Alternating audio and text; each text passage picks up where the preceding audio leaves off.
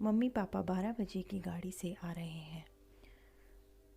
Phone की घंटी तो सुनी मगर आलस की वजह से रजाई में ही लेटी रही।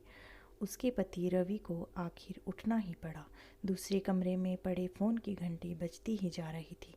इतनी सुबह कौन हो सकता है जो सोने भी नहीं देता। इसी चिड़चिड़ाहट में उसने फ़ोन उठाया। हेलो, कौन? तभी दूसरी तरफ से आवाज़ सुन सारी नींद खुल गई। नमस्ते पापा। बेटा, बहुत दिनों से तुम्हें मिले नहीं, सो हम दोनों 12 बजे की गाड़ी से आ रहे हैं। दोपहर का खाना साथ में खाकर हम 4 बजे की गाड़ी वापस लौट जाएंगे। ठीक है पापा, मैं स्टेशन पर आपको लेने आ जाऊंगा। फ़ोन रखकर वापस कमरे में आकर उसने सुमन को बताया कि मम्मी पापा 12 बजे की गाड़ी से आ रहे हैं। दोपहर का खाना हमारे साथ ही खाएंगे।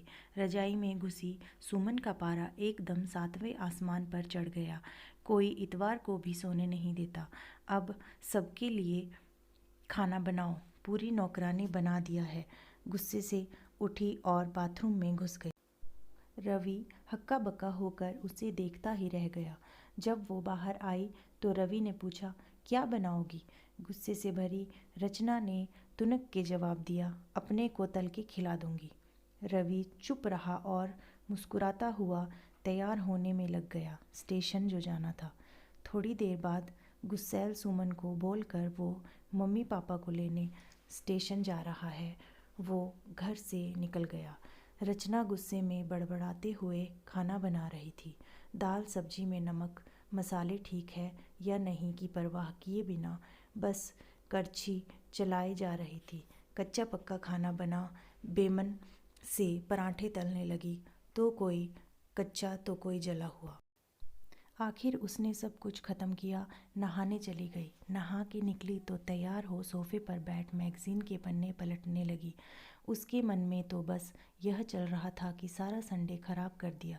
बस अब तो आएँ, खाएँ और वापस जाएँ। थोड़ी देर में घर की घंटी बजी तो बड़े बेमन से उठी और दरवाज़ा खोला। दरवाज़ा खुलते ही उसकी आंखें हैरानी से फटी की फटी रह गई और मुंह से एक शब्द भी नहीं निकल सका। सामने रवि के नहीं, उसके अपने माता पिता खड़े थे, जिन्हें रवि स्टेशन से लाया था। मम्मी ने आगे बढ़ उसे झिंझोरा, अरे क्या हुआ? इतनी हैरान परेशान क्यों लग रही है? क्या रवि ने बताया नहीं कि हम आ रहे हैं? जैसे मानो रचना की नींद टूटी हो। नहीं मम्मी, इन्होंने तो बताया था, पर चलो आप अंदर तो आओ। रवि तो अपनी मुस्कुराहट रोक नहीं पा रहा था। कुछ देर इधर उधर की बातें करने में बीत गया। थोड़ी देर बाद पापा ने कहा, सुमन, गप्पे ही मारती रहोगी या कुछ खिलाओगी भी? यह सुन सुमन को मानो सांप सूंघ गया हो। क्या करती? बेचारी को अपने हाथों से ही बनाए अधपक्के और जले हुए खाने को परोसना पड़ा। मम्मी पापा खाना तो खा रहे थे मगर उनकी आंखों में एक प्रश्न था जिसका वो जवाब ढूंढ रहे थे। आखिर इतना स्वादिष्ट खाना बनाने वाली उनकी बेटी आज उन्हें कैसा खाना खिला रही है? सुमन बस मुंह नीचे किए बैठी खाना खा रही थी। मम्मी पापा से आंखें मिलाने की उसकी हिम्मत नहीं हो पा रही थी। खाना ख़त्म कर सब ड्राइंग रूम में आ बैठे। रवि, कुछ काम है, अभी आता हूँ कहकर थोड़ी देर के लिए बाहर निकल गया। रवि के जाते ही मम्मी, जो बहुत देर से चुप बैठी थी, बोल पड़ी, क्या रवि ने बताया नहीं था कि हम आ रहे हैं? तो अचानक सुमन के मुंह से निकल गया, उसने सिर्फ यह कहा था कि मम्मी पापा लंच पर आ रहे हैं। मैं समझी उसके मम्मी पापा आ रहे हैं। फिर क्या था? सुमन की मम्मी को समझते देर नहीं लगी कि ये मामला क्या है।